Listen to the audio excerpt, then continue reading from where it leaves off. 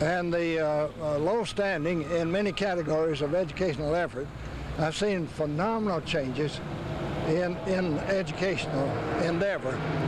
I think I've seen, although I'm no longer in the classroom, I think a much better prepared student is coming to college and universities now than in the old days. I've seen the family farm virtually on the way to disappearance. Who would have thought in 1928 that the great tobacco industry in the state would be threatened as it has been? You would be very remiss not to observe that Kentucky has made phenomenal progress in breaking the barrier of isolation, in building its highway system, and going into every part of the state. In the Clements administration, that legislation from building farm-to-market roads, building the interstate highway system, and then, of course, supplemented by the toll road system in the state, has made marked changes in Kentucky. I've also seen Kentucky fail to meet its challenges, fail to come up with what it's possible for it to do. Kentucky is still a provincial agrarian state trying desperately to just kind of ease into the 21st century, very poorly prepared to do so. What do you think about what John's doing? I think it's very interesting indeed. To go into all 120 counties in this state is a monumental undertaking. And he's gathered up a contemporary vignette look at the state that 50 years from now, people will turn back to these tapes and see that old historian in Lexington and all these people around the courthouses in 119 other counties and say, good God, is that where we were at that time? No, I think it's creating a very nice, interesting, and useful historical document. I just wanted to come over here for a second to heap a little praise. It's not necessary, but I'm going to do it for this gentleman, Dr. Thomas Clark, because not only did he teach there at the University of Kentucky when I went there to UK, and I had Dr. Charles Talbert for Kentucky history, but I used your book when I taught American history in high school and Kentucky history in high school. And it was a great deal of honor that I did so. You know, I look back over my history myself, and I had people like Mrs. Hinsdale for a history teacher in the 8th grade, and you remember those people that make a mark on your life. And Dr. Clark, you've made a mark on many people's lives here in Kentucky and across the United States and world, and we're very proud of you. Thank you, sir. Thank you. You spoke of a very fine historian in Charlie Talbot. Charlie was very precise and exacting in his book on Benjamin Logan is an excellent book. He also had a very fine volume on the history of the later years of the University of Kentucky. He was an excellent teacher, as the people in northern Kentucky will tell you. Absolutely. It's indeed a pleasure to be here with you. Thank you, sir. It's nice being here with you, and good luck, John. Thank you so much. And good luck. Thank you. Lady manager. I'm John Stevenson. June Guyman and I, along with Kentucky's historians, are proud to give you the history of the 6th Congressional District. Lawrenceburg, the county seat of Anderson County. Anderson County's population is 13,492. The area square miles is 204, which ranks 99th. Anderson County is located in the 6th Congressional District. Jim Catlett, County Judge Executive. Lucille Duncan, Circuit Court Clerk. Jerry Edward Russell, Anderson County Clerk. When was the county originally formed? How was it formed, and who was it named after? It was formed in 1811, and it was called Franklin County then, and then they made it Anderson County in 1827, and that was Mr. Anderson was the man it was named after. Okay. A little information about the courthouse itself. I mean, this is a beautiful structure. There was a question I wanted to ask about the tower, the clock tower. According to the records, this is the first self-winding clock that was manufactured in the United States that you see now, and it was the first one that type that was made in Anderson in the United States.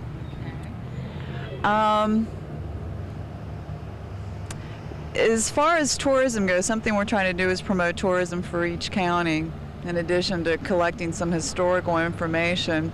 If someone was going to drive through your county, what would you suggest they stop in and see? Well, I would say that our industries here are bourbon whiskey. You know, we do make bourbon, and we have 2 distilleries active at this time, which we've had several over the years, but the ones that are active now, I'd say, are Wild Turkey over on Kentucky River as you come out of Woodford into Anderson, and over out on 513 they still have Seagram's. I believe they make, I really don't know, but I don't know the brand names, but they do run and they make a whiskey, and I think it's Maker's Mark. The first courthouse was built in 1816 and was used until 1903. In May of 1827, the commissioners were directed to draw plans for a courthouse and by fall of 1829, a small 2-story brick structure costing approximately $3,000 was ready. The first court held in the building was held in October 1829, though the building was not fully completed until July of 1830. The building was partially paid for by population subscription, some 50 or 60 citizens giving from $5 to $50 each. Some men donated labor, and one gave 36 gallons of whiskey, supposedly for personal use by the laborers. There were two 2-room, 1-story frame buildings on Main Street which were used as offices for the county attorney, sheriff, and lawyers. And then the first courthouse was destroyed by fire about midnight, October 26, 1859. Then in I believe it was 1905, it was remodeled. We had another fire on April 13, 1915. And the damage was estimated as high as 50,000. The front columns erected in 1860 were deemed unsafe and were torn down. Until a new building could be erected, the court made it a Masonic building on Main Street. So going back to the clock installed in the new building in 1960 is said to be the first self-winding tower clock built in America. Great. So that's the same one that we have now, the one that was built in 1960. That's great. Anderson was made up out of Franklin, Mercer, and Washington counties. It was made up out of those 3 counties when it was formed. And speaking of the distilleries that first were established here, we had beautiful homes. Each one that built a distillery tried to outdo the other one building a home. So many of our South Main homes were Rippey and Dowling homes, and a lot of those are still standing and beautiful to see in the fall when the trees are yellow and reds, and all the beautiful homes on South Main Street. What bodies of water are around here? Is there any boating or fishing? We have we border Kentucky River is on the east side, and then we have Salt River that runs all the way through the county, and it is now presently dammed up at Taylorsville, and we have a Taylorsville Lake is out of our river, and we have about 300 acres of that in Anderson County, in the western end of the county. Yeah. And also we have Beaver Lake. I don't know how much area that covers, but also have Beaver Lake, 156 acres of what they call Beaver Lake. So we have 2 fine lakes in our county. Paris, county seat of Bourbon County. Bourbon County population, 19,273.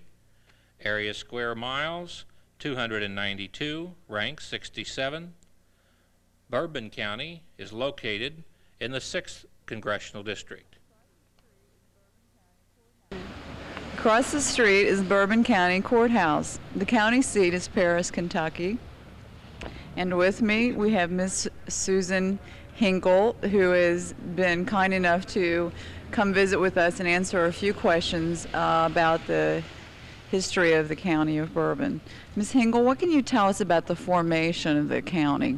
Well, I tell you, it is, you see, originally there were 3 counties in Kentucky, and then Bourbon came off of Fayette, and it included the rest of eastern Kentucky, really, up to the Ohio, and down to Tennessee, the line there, Cumberland. So it was a tremendous thing, and then gradually all the little counties came off of Bourbon. So it was really, it was either the 4th or the 5th county. I'm not sure. It seems like it was, I suppose, the 4th, maybe. How did it get its name? Oh, well, at that time, the people here were very sympathetic with the French. And they liked the name Bourbon, which was the ruling house of France at that time. And it was from that. Paris, you see, is the name of the town, which originally was called Hopewell when it was part of Virginia. But then the French influence, a lot of the crops and things that the farmers raised would go down the Mississippi to New Orleans. So there was quite a Frenchy tie. All of the people liked the French, not more than the English, but that was the reason. Then Lafayette had been here. That was quite a thing. You know, he was up at Duncan Tavern here, along with all the famous people who came to Paris would go to Duncan Tavern. So that was kind of how the name. And then, of course, bourbon whiskey, you see, we say originated here. Scott County claims it, but they're not right. Okay. So, and then the name, of course, bourbon, you know, it sounds much better than Scott. That would be like Scotch. Okay, what can you tell us about this courthouse? How many courthouses has Bourbon County had? Well, this is the 4th, really. Now, it's the 3rd on that site. The other 2 burned. And this one, I think, was built about 1907, I'm not sure. But it's really quite a handsome thing. And we're very proud of it. It has some nice murals of the industry that was here, tobacco, horses, and in the past, bluegrass, but there's none here at all now. And that's all moved out west. So it's really quite a handsome building, though, and we're very proud of it. Would you say that your major industries now are horsing and tobacco? It's still agricultural primarily. Now we've got 2 little factories here. I never know exactly what they make, but we do have some. And of course there's another one coming in, kind of a satellite from Toyota. It will do parts for cars, I think, but that is just in the first stages. It's just being, the site has been picked, and that's about it. Okay. But it's still primarily agricultural. Okay. If someone was going to drive through your county, what would they need to see? Well, of course, Claiborne that's what most people come to see, because they have so many famous horses out there.